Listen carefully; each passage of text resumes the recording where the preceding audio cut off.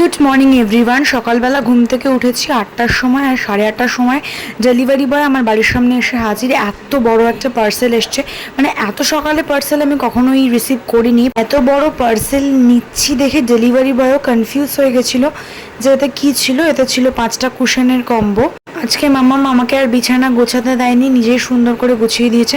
আর গতকাল রাতে একদম অল্প খেয়েছিলাম বলে প্রচণ্ড খিদে পেয়ে গেছিলো, তাই আজকে 5টা ব্রেড একসাথে খেয়ে নিয়েছি পিনাট বাটার দিয়ে, আর একটা ডিম সিদ্ধ খেয়েছি।